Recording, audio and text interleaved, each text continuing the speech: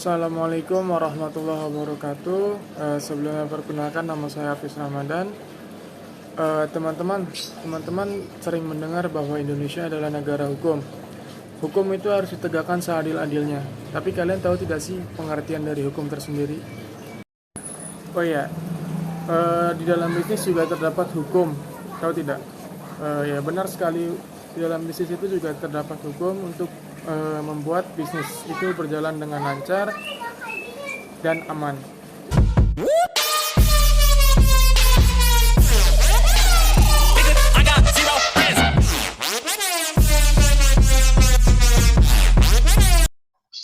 Baik, sebelumnya saya akan menjelaskan mengenai pengertian hukum.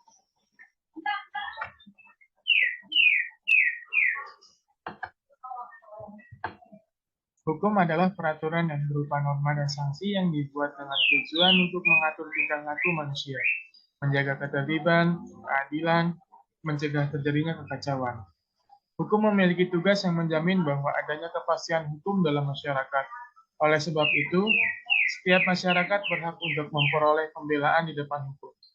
Hukum dapat diartikan sebagai sebuah peraturan atau ketepatan atau ketentuan yang tertulis ataupun yang tidak tertulis untuk mengatur kehidupan masyarakat dan menyediakan sanksi untuk orang yang melanggar hukum.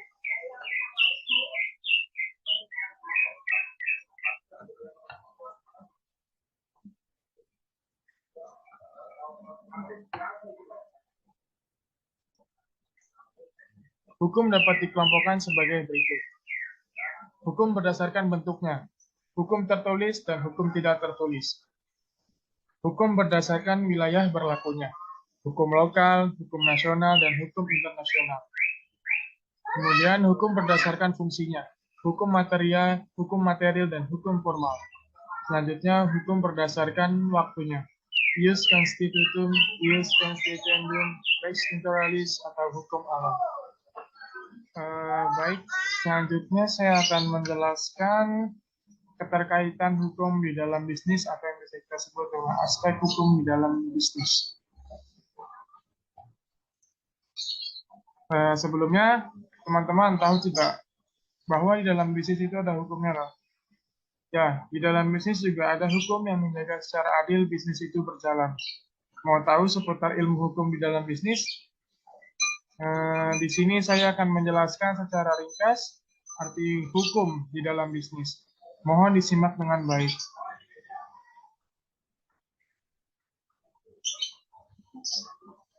Sebelumnya, saya ingin memperkenalkan diri saya dulu. Nama saya Hafiz Ramadan. Saya dari Prodi Manajemen, Fakultas Ekonomi dan Bisnis, Universitas Kertasakti.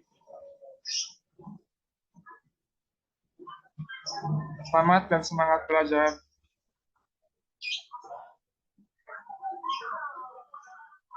Istilah hukum dalam bisnis merupakan sesuatu yang masih baru di Indonesia. Kata bisnis dipinjam dari bahasa Inggris, yaitu business, yaitu artinya urusan, usaha, atau melakukan kegiatan yang bermanfaat yang mendatangkan keuntungan dan berguna. Kegiatan yang demikian di Indonesia dikenal dengan istilah dagang.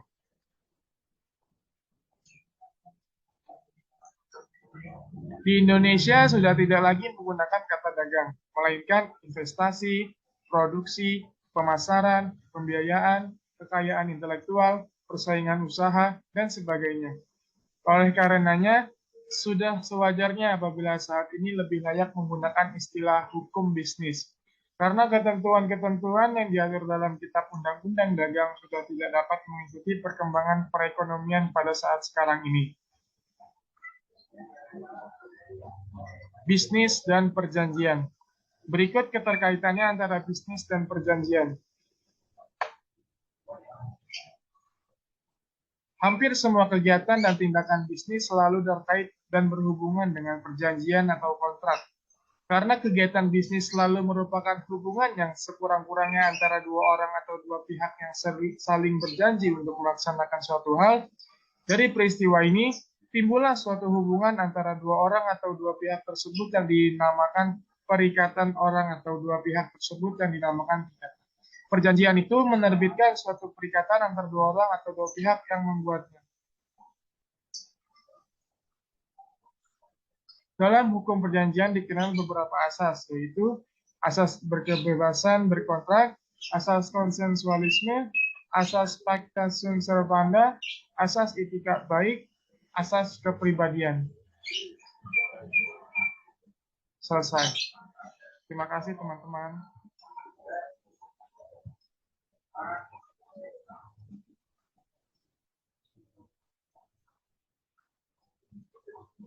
Baik, selanjutnya kita lanjutkan mengenai hukum di dalam bisnis.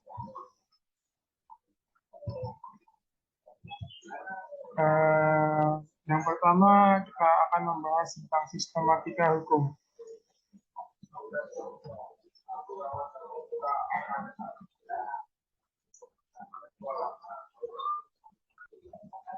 Hukum berupa norma-norma yang jumlahnya banyak sekali, sehingga untuk menguasainya diperlukan adanya pengelompokan norma-norma yang disebut sistem hukum, yang terdiri dari tata struktur, substansi, dan budaya.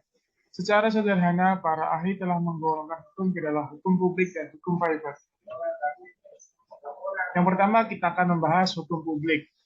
Hukum publik mencakup peraturan-peraturan hukum yang mengatur kekuasaan dan wewenang negara, serta mengatur hubungan hukum antara anggota masyarakat dan negara. Yang termasuk dalam hukum publik adalah hukum tata negara, hukum pajak, hukum pidana, hukum administrasi negara, dan lain-lain. Kemudian ada hukum privat.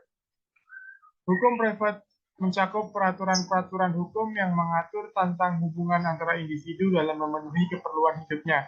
Yang termasuk hukum privat adalah hukum perdata dan hukum dagang. Selanjutnya kita akan membahas tentang subjek hukum. Menurut hukum, setiap manusia merupakan orang yang berarti pembawa hak, yaitu segala sesuatu yang mempunyai hak dan kewajiban atau pendukung hak dan kewajiban. Dan ini disebut subjek hukum. Oleh karenanya, setiap manusia dalam suatu masyarakat adalah merupakan subjek hukum, naturalistic person. Sebagai konsekuensi dari pendapat bahwa setiap manusia merupakan orang, maka ini berarti bahwa tidak dikenal perbedaan berdasarkan agama, jenis kelamin, suku, ras, warga negara, dan strata sosial, atau kaya atau miskin. Semuanya adalah orang yang merupakan subjek hukum. Subjek hukum terdiri dari pertama ada manusia atau yang lebih dikenal dengan natural person, kemudian ada badan hukum atau legal person. Nah, selanjutnya kita akan menjelaskan manusia sebagai subjek hukum. Manusia sebagai subjek hukum, manusia merupakan orang karena terbawa oleh keadaan bahwa ia manusia. Oleh karena itu, orang yang berbentuk manusia itu disebut orang asli atau natural person. Manusia sebagai pendukung hak, kewajiban, atau subjek hukum adalah mulai saat ia dilahirkan atau bahkan saat mulai dalam kandungan ibunya. Misalkan dalam hal mewarisi dan berakhir ketika ia meninggal dunia. Kemudian kita akan membahas badan hukum subjek. Badan hukum subjek sebagai hukum. Selain manusia sebagai pembawa hak, maka badan-badan atau perkumpulan-perkumpulan pun juga dipandang sebagai subjek hukum yang merupakan pendukung hak dan kewajiban. Badan-badan atau perkumpulan-perkumpulan yang memenuhi syarat menjadi subjek hukum dinamakan badan hukum atau right person, yang berarti orang yang diciptakan oleh hukum, yaitu perseroan terbatas, yayasan, dan koperasi. Bahkan hukum sebagai subjek hukum dapat bertindak dalam lalu lintas hukum. Oleh karena itu, dapat melakukan perbuatan-perbuatan hukum sebagaimana manusia. Misalnya, dapat memiliki kekayaan sendiri, melakukan jual beli, bahkan dapat gugat dengan menggugat di depan pengadilan layaknya seperti orang sebagai subjek hukum. Baik, selesai. Terima kasih. Jadi gimana teman-teman? Tadi kita sudah membahas mengenai pengertian hukum, kemudian hukum di dalam bisnis, kemudian sistematika hukum, dan sebagainya di dalam hukum. Dan semoga materi yang tadi saya sampaikan menambah wawasan teman-teman sekalian mengenai hukum, terutama hukum yang ada di Indonesia. Teman-teman, cukup sekian dari saya, kurang lebihnya mohon maaf. Wabillahi taufiq wal hidayah. Assalamualaikum warahmatullahi wabarakatuh.